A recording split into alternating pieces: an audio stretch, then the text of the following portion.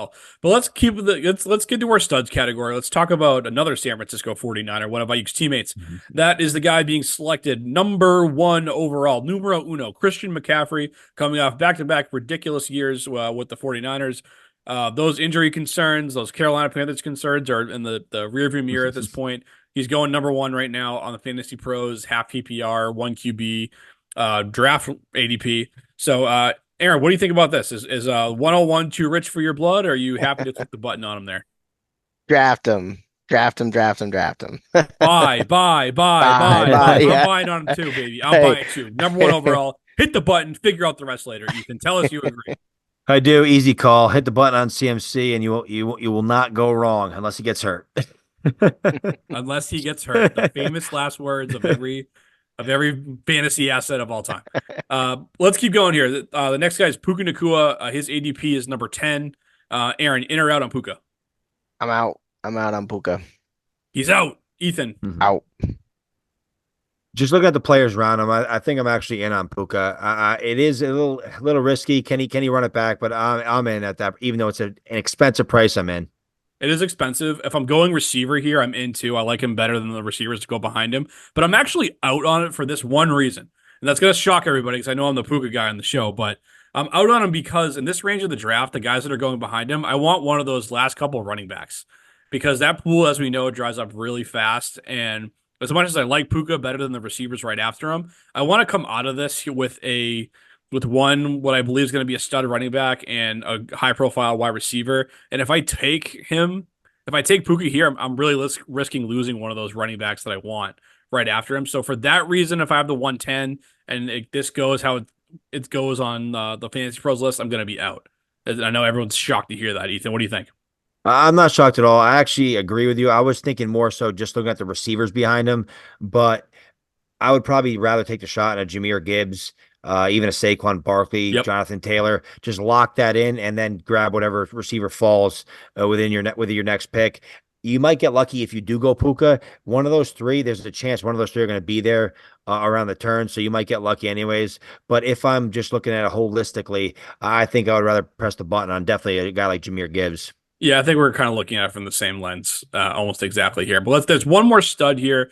Our studs typically are guys that are in the top 24 picks in ADP. So Kyron Williams kind of snuck in the back door there at ADP 20, and this one's really close for me. But I'm actually out on him. I just think RB7 overall is just a little bit too high for him. I think I could see him resuming most of that workload. I think Corum will lead a little bit because I mean Kyron Williams. There were weeks where he was getting like a 90% touch share. I think that's unrealistic. It's probably not even good for him to have No. that like he did last year. We saw him break down and miss some time in the middle of the year. So I think he comes back down to earth some, although he'll still be a useful fantasy asset. Ethan, do you agree? I agree he's gonna be useful, but I'm out at that cost. I have my reasons, and we're gonna get to those later. Yeah, yeah, we sure will because we're in agreement. I'm thinking here, Ethan. He's actually my bust candidate in this episode. So Kyron Williams at ADP 20, pick 20. I think we all know him as last year's fantasy darling, right? I think we always love that story where we can grab guys off the waivers and he ends up being a league winner for you, right? As Kamish mentioned, right? He was getting, 20 plus carries the last 5 games of the season, which is perfect in fantasy, right? That's right at playoff time as well, right? For you to, make that playoff run. I mean, he had 6 touchdowns before his injury, 6 touchdowns after, but as we all know, he had 3 in that week 17 where it all counts in your fantasy championship, right? But I think, comparing last year to this year, really some of that workload that you guys are saying, he really had no competition at all. I'm just thinking, with Blake Corum, coming into this season, I don't think Corum's gonna, really take that much over, but I think he will work into Kyron's workload a little bit, right? So that might drop down to 16, 17 carries, which is more normal, right? That's kind of more what we expect nowadays. Even if he keeps, his over 4 yards a carry average, that does bring him back down a little bit to back down to maybe the 15 points per week, which is still good, right? But he was averaging 19 points per week with that crazy workload last year. So I think if you really put him, I like in redraft just looking what's his stat line look like each week? What's his points per game? That really puts him down, in my opinion, down in the range of where you can get backs similar to that 13 to 15 points per week with the Isaiah Pacheco's, the Josh Jacobs, the Rashad Whites of the world, right? Where I think that high, if you want to, bulk up on wide receiver or something like that, you can certainly do that. And as we say a lot, sometimes you can punt the running back in this year's draft. So that's why I'm out on Kyron. Ethan, keep going. Yeah, Kyron was my bust candidate as well. I do think he's going to be a usable fantasy asset this year, but at RB7, 20th overall, I'm out. Kamish alluded to his insane usage. Weeks 13 through 17 last year, his snap share was 94, 90, 77, 79, and 94% snap share. He actually had the number one snap share amongst running backs last year, 83.9%, and the number 4 opportunity share, which was 78.4%. Opportunity share is the total team running back carries and targets. So to Aaron's point, lack of competition led to increased usage for Kyron Williams, but I don't think the team wants him out there as much as he was last year. To Kamish's point, he is 202 pounds. I mean, he's not workhorse size. I think Blake Corum eats into his workload more than people want to admit. Blake Corum was a 3rd-round pick, very efficient, solid runner in college, and I think that transitions very nicely into the NFL. I don't think the Rams want to see this kind of usage in Kyron Williams this year, because he did miss some time. He only played in 12 games, and that's to be expected for an undersized workhorse back. So for these reasons, I'm out on Kyron Williams at that cost. I think I would rather pass up on Kyron at the 20th overall pick and get some of the players that Aaron alluded to later on. Yeah, I'm also going in a different direction in that area of the draft. I'm going to avoid Kyrie Williams too. So I touched on it briefly before, but I'm with you guys. We don't need to belabor that point. We all like Kyrie Williams. We think he's going to be useful, but not quite at that price point, which is kind of the similar theme to my bust candidate. And it's actually a guy we just talked about here, and that's actually Brandon Ayuk, which might surprise some people because we all seem to like Ayuk. Ethan's having heart palpitations over there. Chest pains. Yeah. We need to get an AED over to Ethan's house immediately just to make sure he's okay. Because I just called Brandon Ayuk a bust at his cost. Very important note there. At his cost. That's ADP 27th overall, which is the early portion of the 3rd round. And he's WR16 as well. Look, I love Ayuk too, so this one's tough for me as well. But his situation, like we just said, he's not getting traded, guys. He's not going anywhere. So his situation remains the same. If you look at 2023, he finished WR14, which was his best mark of his career. And he's being drafted as the 16th receiver here. So there's not a whole lot of baked in upside at this position.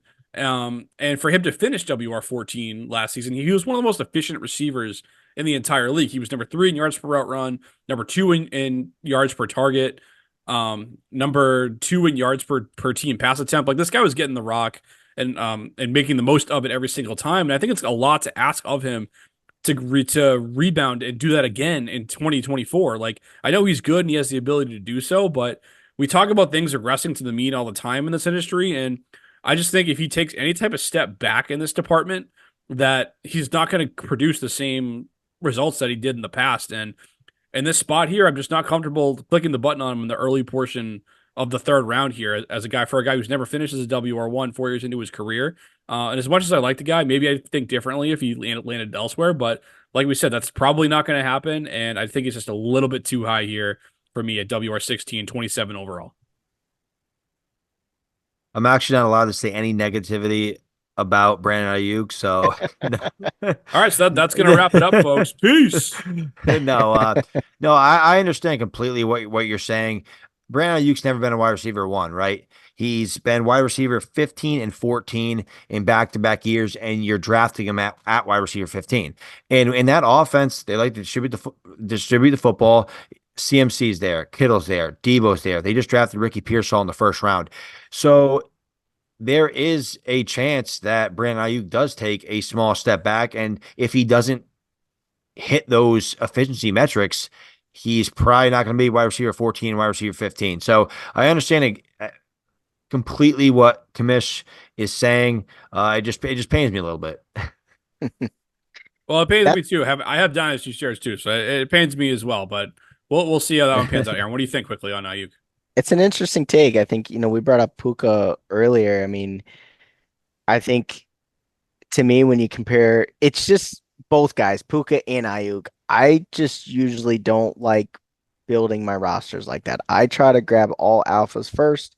If I feel like the wide receiver has a hint of competition, I usually go to that next guy down. So we brought up Puka before. I mean, guys behind him, Garrett Wilson, Marvin Harrison, go those guys. I actually usually gravitate more towards them, even if I think like the guy ahead of him might score overall more points, but their consistency lacks, right? So I'm more of a consistency guy. With Ayuk, where with Debo, I think it's just right there with him. I think it's less of a risk, as you said, like the degree of what can be dropped. Where, Puka, I think Cup is wide receiver, or I think he's at like 44, so still a top 50 guy. I think, your chance of failing is more extreme drafting Puka than Ayuk, but I think both guys are examples. Downtown Brown just usually does not draft, but I think it's less risk with Ayuk than a Puka. Aaron wants to be Pac-Man. He wants to eat up all of those dots on the screen for his guys. He doesn't want to share them with anybody. Nope. But but I was the youngest Yeah. kid, man. I was the youngest child, and there's a reason I got it's ingrained in me.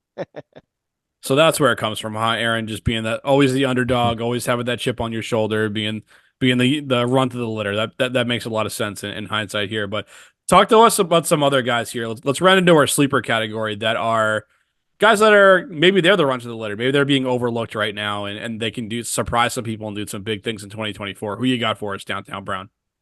Yeah, I mean, I think this is usually what a lot of people tune in for every year. I think for years, I mean, sleeper candidates are just the most fun to talk about.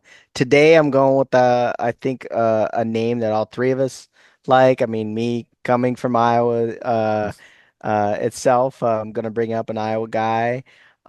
This is ADP 186. All right, so definitely sleeper territory here. I'm going Noah Fant with Seattle. I think with big thing about Fant, we know that he's put up tight end one seasons in his past, right? But gosh, that I don't know about you guys, but that seems like it's like years ago, or it's like you got to almost pinch yourself. Did it actually even happen or not, right? But I think this year, what's different with Fant coming in this season is they re-upped him, right? They signed a new contract where he's the tight end of the future. We got a new offensive coordinator, which I know Kamish loves, right? Where we've talked a lot of crap with the tight end killer of Shane Waldron era, right? Where we Get him know out. tight Get him ends go out. to die. Anywhere but Seattle. Get him away from Noah Fant. Exactly. So I think, Ryan Grubb, college coach, come from Washington, just gives new energy to the passing game in Seattle. Also, Fan has like absolutely no tight end competition anymore with Parkinson's departure and Disley's, which, some of those guys in the past weren't really like a whole lot to write home about, but it's like us as fantasy managers, we know the capability Noah Fan has, and just not to see him utilizing the passing game in the past, I think is crazy, right? But I think this is a turnaround season for him. I think he can fully be utilized in this offense. Um, I know he's already shown flashes in the preseason already, or in the training camp already. So I think, there's definitely potential to him to knock on that door at tight end one again in 2024. Kind of see the resurgence of Noah Fan. Noah Fan is it was still only 26 years old. Yeah, just so depressing what Waldron and that Seattle offense did to him over the last couple of seasons. The guy was really high on in the past. And hey, if you're telling me I can get him with my last pick and I really punch at the tight end position, I can see myself taking a shot on him. I actually think his path to fantasy relevance this year is going to be most likely with Tyler Lockett fading out at an advanced age, being 33 years old in 2024. I think that's probably his most realistic chance of being a fantasy producer, which I think could happen. As we know, Father Time's undefeated and comes for all of us. So I hopefully Lockett slips there. And I think if that's the case, there might actually be a world where all of us are happy within this Noah Fant situation, because I know Ethan's going to talk to us about another piece of the Seattle offense he likes here. Do you think Fant and DK Metcalf can coexist with your guy, Ethan? I don't. I don't think you're gonna have, and this is assuming a healthy, somewhat productive Tyler Lockett too, right? So you have DK, Lockett, JSN, and Noah Fant. I love Noah Fant. I almost feel like at this point, Noah Fant's more of a dynasty stash, unfortunately, than a redraft selection. I think he probably should remain on waivers in redraft until you see something, just because as Aaron said, that tight end one season seems so long ago. And I'm a massive Noah Fant fan. I loved him coming out, first round pick to the Denver Broncos, and it just never realized the tight end one season after season just never materialized for him. I was actually hoping he left Seattle just to go to a place where there's less competition for targets. But that kind of leads me to my sleeper, a more high profile sleeper. I'm going to go Jackson Smith, Njigba, JSN. He's going off the board, pick 91, wide receiver 43. And I just think this is really good value for a guy like JSN, because I do think he smashes this ADP. I think a second year player with the kind of profile that he has, the draft pedigree in first round, I do think he can take a step forward. Ryan Grubb is taking over as OC. He's coming over from Washington. I think it's going to be a much more pass-happy attack, and I think JSN can flourish in this offense. JSN, I know we talked a lot about JSN a few episodes ago with Debro, but JSN didn't play 60% of the snaps last year until week 6. That's obviously tough for a rookie. You're still trying to kind of learn the offense. You're trying to get in the swing of things. I believe he injured his wrist. It kind of set him back a little bit. He essentially was used in the screen game. He had 7th highest screen rate of all wide receivers, 7th most screen targets amongst receivers. He really wasn't allowed to fully use his separation skills on the outside or other areas in the offense. He was essentially used around the line of scrimmage. And I think that's going to change a lot with Ryan Grubb. I think we're going to be able to see a full route tree from JSN. I feel like everybody that talks about JSN just says how dynamic of a route runner he is and how good he is. But we unfortunately didn't get to see that. For wide receivers who had at least 40 perimeter targets, there were 61 of those. Amongst those 61, he was 14th in first downs per route run and 15th in yards per route run. So I do think JSN has a talent. I just don't think Shane Waldron did a very good job utilizing him. And I think Ryan Grubb coming to town, you see what he did at Washington. And I think the Seattle offense, if they can protect Geno Smith, and Geno Smith is allowed to distribute the football, I think JSN is going to smash the ADP of 91. Man, every opportunity we get to throw digs at Shane Waldron, I'm all about it. I mean, like, we got to get this guy to the CFL immediately. We got to get him out of the NFL. Like, he's about to ruin Cole Kmet's career the way he did, no offense. But yeah, I mean, I like JSN. I like the call out there, especially when you're getting him in round 8 here, WR43. I mean, like Ethan said, he's going to outperform that as long as he stays on the field, which he will in all likelihood. I'm actually splitting the difference with you two here. I think that if Tyler Lockett fades out completely, maybe Fant is that third piece, and he outperforms his ADP, which is basically undrafted, which won't take a lot, and then JSN outperforms his too, and Metcalf has another solid year as a WR2. So I think I'm starting to come around a little bit on the Seattle offense as a whole, being a little bit better than we think. But I'm going to pivot away from the Seattle offense to go to my sleeper here. That's Trey Benson. ADP is 110, so you're getting him outside the top 100 picks. And I'll just say that I like taking shots on rookies in redraft leagues, especially at running back. I know Benson's going to start his career behind James Conner, but guess what? Guess what Conner's never done? Played a full season in the NFL. Stay healthy. Never stayed healthy at any point in his career. We have a 7-year sample size on James Conner, and he's never once finished an entire NFL campaign without an injury. Missed games every single year. So I'm not going to be the guy who bets on him at age 29 now to all of a sudden stay healthy for the first time ever. That's not. I'm not going to be that guy.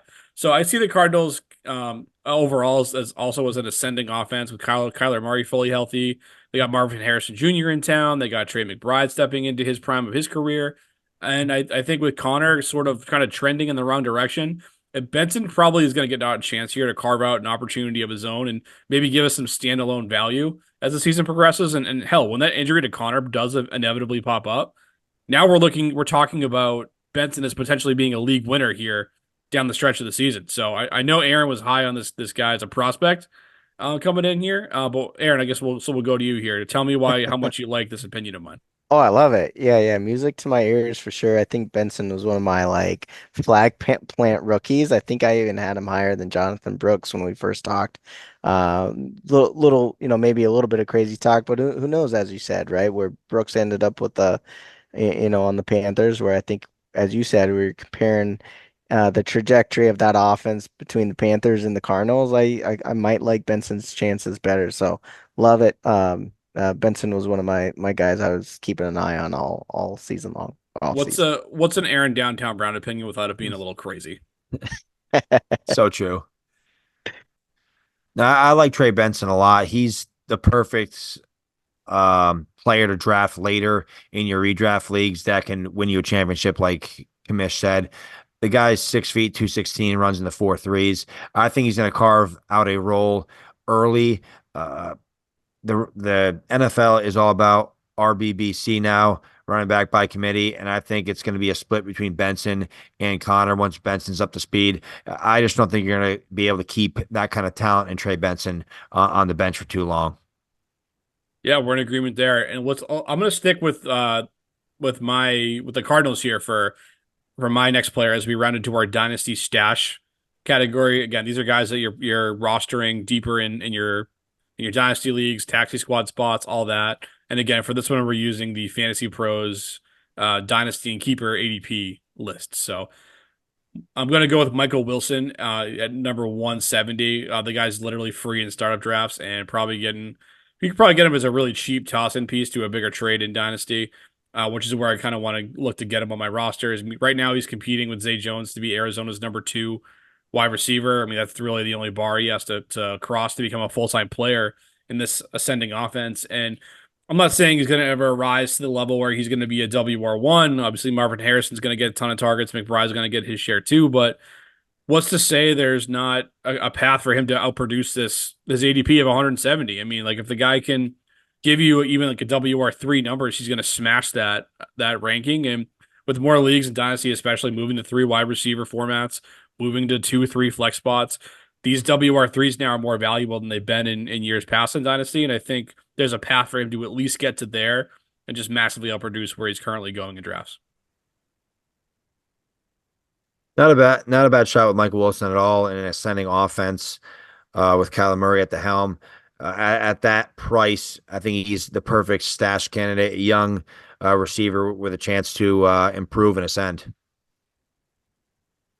Yeah, That's I right. think That's right. Aaron, keep going. You keep saying nice things about me, Aaron. Go. yeah, I think that deep in the in the draft, I think he's definitely a guy to shoot for. I think he showed perks last year. I do think, however, I think he's got a little bit of an uphill battle just battling say Jones in camp, where I think maybe more like Greg Dortch might be that slot guy. So he's really I think competing with Jones there. But as you mentioned, Wilson's younger. If if he can win early in camp and maybe be the two alongside Harrison in future years, like that's his best case scenario in my opinion. Well, give us more of your opinion, Aaron. Tell us who you're stashing deep in your taxi squad spot who's going to lead you to fantasy success one day. Yes, yes. So this is another guy. So this is a little deeper ADP. So I mentioned as my sleeper 186. This guy's clear down at 225 ADP. And this is a guy who jumped ship. So a trader from his team from Seattle went in division to the Rams, and that's Colby Parkinson. I talked very briefly when I was talking Fant earlier that it was really Colby Parkinson was one of the guys who was kind of in the way with that whole Shane Waldron dilemma, tight end dilemma there in Seattle. But Colby Parkinson signed a 3-year, $22 million contract this offseason. And we also know that Tyler Higbee suffered a ACL tear very deep into the season, which beginning of the playoffs, I believe. So Higbee's got a long road to return to be that starting tight end with the Rams, to where it's Parkinson's job, right? Ready, pretty much, where his age, he's young. He signed that 3-year contract where even if Higbee does return, if he does in this season, I still think Parkinson is the long-term play there with the Rams, and I think tight end is a piece you want to have in a McVay offense. They definitely are involved. We know with the Cup and Puka, right? But Higbee in 2022 caught 72 catches, so that's pretty honorable for a tight end season, catching over 70 passes. So he's my deep stash here in this division. Definitely a deep stash for sure. Definitely going down the order there for Parkinson. That's a deep one. Ethan, what do you think about that one? No, I like the opportunity that he has with Higbee on the shelf. Matthew Stafford has shown that he likes throwing to the tight end position. He trusted Higbee a lot over the years. Parkinson's made some plays for Seattle when Seattle had that three man committee there, which was great for fantasy football for us. But no, I actually think that's a decent stash. As I mentioned pre-show, I know some dynasty managers hate stashing additional tight ends, but I feel like we all have a tight end or two uh, last couple spots or on your taxi squad. Um, you have a couple tight ends sitting there, and you're just hoping that they can break out someday. So I think Parkinson's a good candidate for that. All right. Well, who's another good candidate for this be stashed on the bottom of your roster? So I'm gonna get really down and dirty here. Actually, Aaron Downtown Brown mentioned his name. I'm going Ooh. back. I'm going back to Arizona. The commission said Michael Wilson. I'm gonna go Greg Dortch, who is definitely free. He's overall 268, wide receiver 106. I feel like he's been around for a while, but he just turned 26. But with Rondell Moore departing and Hollywood Brown gone, in comes Harrison, Michael Wilson, and then Zay Jones, as you guys just alluded to. But I think Greg Dortch in three receiver sets, I think he has a very good opportunity to be that number three receiver in the slot. Because as Aaron said, I think Wilson and Zay Jones will be competing for that other outside spot. But when Greg Dortch is on the field, over 70% of the time, he does produce. Every time he's on the field, over 70%, he gets over 7 targets a game and a little over 14 PPR points a game. So I think he was an undrafted guy. I think he's taken the slow road, kind of like a Julian Edelman, just taking time to kind of develop. And I think he may turn into a decent slot player for the Arizona Cardinals. I think they're in an ascending offense. Greg Dortch has shown flashes with Arizona. So I think basically for a free player who has a chance to start in that offense in three wide receiver sets, why not take the shot? Aaron, Yeah, I don't. anything else to add, Aaron, on this guy? Yeah, I mean, I think with George, I mean, he definitely was an interesting player. And in our daily fantasy show, he was a sneaky upcoming player to throw as a cheap play there. But yeah, for a dynasty stash, I think he actually has proven his worth enough to kind of stick on that roster and maybe be that slot guy. So Yeah, we'll see where it pans out on Dortch. I mean, he's free too, so I mean, it's almost a situation where you could probably get away with rostering Michael Wilson and Greg Dortch and kind of seeing like what yeah, pans out. right. And if they both stink, you can cut them both. If I'm right, which I will be, will you keep him and you keep Wilson and cut Dortch, or vice versa. You never know how it's going to pan out, especially with these late dynasty spots. I think where a good kind of process in it is you kind of find areas where there's battles going on, like this third spot in this offense is up for grabs. We don't know who it's going to be, and you say, okay, I'm going to take a cheap lottery ticket that's cost me nothing, and I'm going to see if I can pick the right guy who will pan out. And if I'm being honest, Dortch is probably the guy who's on your waiver wire right now, not Wilson. So if all it costs is a roster spot to take a look, then go put in that $0 waiver bid. And if it doesn't work out, you can just move on to the next one and take another swing at it with someone else. So, but that's what we have for you folks here on the Wild NFC West. And we'll keep the road trip going here. We're gonna stay out west, so have our next show will be the AFC West, and then we'll get moving all around the country, folks. But until next time, peace.